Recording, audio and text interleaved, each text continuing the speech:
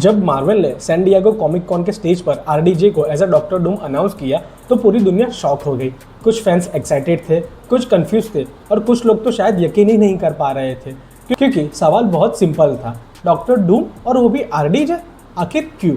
Marvel के पास दुनिया के बेस्ट एक्टर्स की कमी नहीं है, तो फिर उन्होंने उस एक्टर को ही क्यों चुना जिसने लगभग 10 साल तक टोनी स्टार्क का रोल प्ले करा? क्या ये सिर्फ नॉस्टैल्जिया है?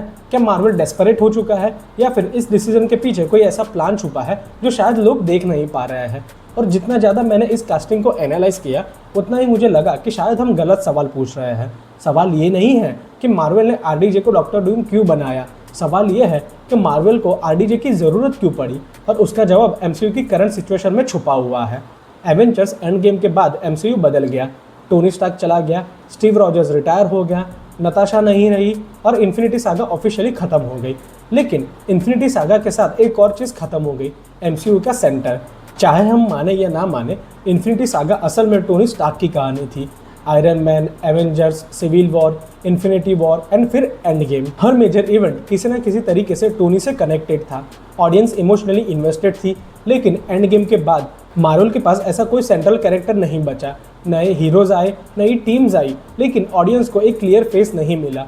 और फिर सिचुएशन और कॉम्प्लिकेटेड हो गई, क्योंकि मार्वल का अगला बड़ा विलन भी प्रॉब्लम में पड़ गया, कैंग। ओरिजिनल प्लान था कि कैंग मल्टीवर्स सागा का थैनोस बनेगा, लेकिन वो इस प्लान को कभी प्रॉपर एग्जीक्यूट ही नहीं कर पाए। और फिर रियल लाइफ कंट्रोवर्सीज ने मार्वल को और भी मुश्किल में डाल दिया। अचानक मार्वल को एक नए फेस की ज़रूरत पड़ने लगी, एक ऐसे कैरेक्टर की जो पूरे एमसीयू का अटेंशन दोबारा अपनी तरफ खींच सके। और वही जगह है जहाँ डॉक्टर डूम एंटर करता है। आज अगर हम ऑनेस्टली देखें तो डॉक्टर डूम की सिचुएशन थैनोस से बिल्कुल अलग है। थैनोस को मार्वल ने लगभग 10 साल तक बिल्ड किया था। 2012 में पहली झलक, फिर Guardians of the Galaxy, Age of Ultron and फिर इन्फिनिटी वॉर में वो एज अ मेन विलन दिखा। ऑडियंस उसे जानती थी, उसे समझती थी, उससे डरती थी। लेकिन डॉक्टर डूम, एमसीयू ऑडियंस का बहुत बड़ा हिस्सा अभी तक डूम को प्रॉपर्ली जानता ही नहीं। उसकी ओरिजिन नहीं देखी, उसके आइडियोलॉजी नहीं देखी, उसका राइज भी नहीं देखा, और सबसे इम्पोर्टेंट, उसका रीड रिचर्ड्स के साथ लेजेंडरी कॉन्फ्लिक्ट भी नहीं देखा। यानी जिस विलन को मार्वल अपना नेक्स्ट बिग डैडी बनाना चाहता है, उसको अभी तक प्रॉपर सेटअप ही नहीं मिला। और मार्वल के पास उसको सेटअप करने के लिए 8 या 10 साल नहीं है, सिर्फ कुछ मूवीज़ हैं। इसी वजह से मुझे लगता है कि आरडीजे की कास्टिंग का एक हिडन रीज़न ये भी हो सकता है। मार्वल को पता है कि डूम का सेटअप वीक है, लेकिन आरडीजे का नाम ही इतना पावरफुल है कि वो ऑडियंस का अटेंशन इंस्टेंटली डूम की तरफ खींच सकता है। जहाँ थैनोस को एस्टैब्लिश करने के लिए एक डेकेड लगा, वही डूम को एस्टैब्लिश करने के लिए मार्वल को शायद आरडीजे की पॉपुलैरिटी ही काफ़ी है। और ऑनेस्टली ये सिर्फ क्रिएटिव डिसीजन नहीं लगता, ये बिजनेस डिसीजन भी लगता है। आरडीजे एक परफेक्ट चॉइस क्यों है? यहाँ एक इंटरेस्टिंग बात है।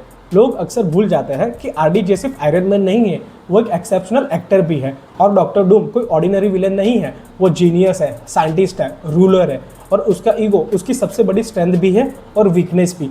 और अगर आप ध्यान से देखो तो टोनी स्टार्क और विक्टर वॉन डूम में कुछ सिमिलरिटीज़ है। दोनों ब्रिलियंट माइंड्स हैं, दोनों को लगता है कि वो रूम में सबसे इंटेलिजेंट इंसान है, दोनों दुनिया को बदलना चाहते हैं। फ़र्क बस इतना है, टोनी दुनिया को बचाना चाहता है और डूम दुनिया को कंट्रोल करना चाहता है। इसी वजह से मुझे लगता है कि आरडीजे के पास डूम को बिलीवेबल बनाने की कैपेबिलिटी है। लेकिन यहाँ से एक बात और इंटरेस्टिंग हो जाती है, क्योंकि जितना बड़ा रिवॉर्ड है उतना ही बड़ा रिस्क भी है। यही वो पॉइंट है जहाँ फैंस डिवाइड हो जाते हैं। एक साइड लोग मानते हैं कि आरडीजे डॉक्टर डूम को लेजेंडरी बना देंगे, दूसरी साइड के लोग मानते हैं कि ये कास्टिंग डॉक्टर डूम को नुकसान पहुंचा सकती है। और ऑनेस्टली दोनों साइड के पास वैलिड आर्ग्यूमेंट्स है। किसी को आरडीजे के टैलेंट पर डाउट नहीं है, प्रॉब्लम परसेप्शन की है। ऑडियंस 10 साल से आरडीजे को एज अ टोनी स्टार्क देख रही थी, और मार्वल को एक बहुत मुश्किल चैलेंज फेस करना पड़ेगा, ऑडियंस को टोनी को भुलाना। क्योंकि जिस दिन ऑडियंस थिएटर में डॉक्टर डूम को देखकर टोनी स्टार्क को देखना बंद कर देगी, उस दिन मार्वल जीत जाएगा। लेकिन अगर ऑडियंस डूम को देखकर सिर्फ आयरन मैन को याद करती है, तो मार्वल का सबसे बड़ा गैम्बल फेल हो सकता है। और शायद इसी वजह से ये एमसीयू हिस्ट्री की सबसे रिस्की कास्टिंग है। तो जब हम पूछते हैं कि मार्वल ने आरडीजे को एज अ डॉक्टर डूम क्यों लिया, तो जवाब एक नहीं है।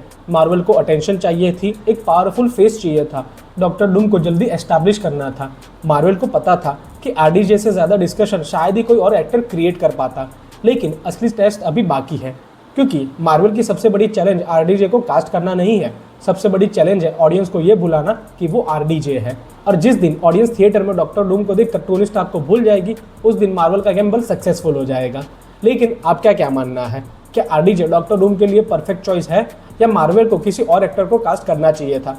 कमेंट सेशन में मुझे ये ज़रूर बताना। अगर वीडियो पसंद आई हो तो इसको लाइक करना, चैनल पर नए हो तो सब्सक्राइब करना मत भूलना। मैं मिलता हूँ अगले वीडियो में, तब तक के लिए गुड बाय।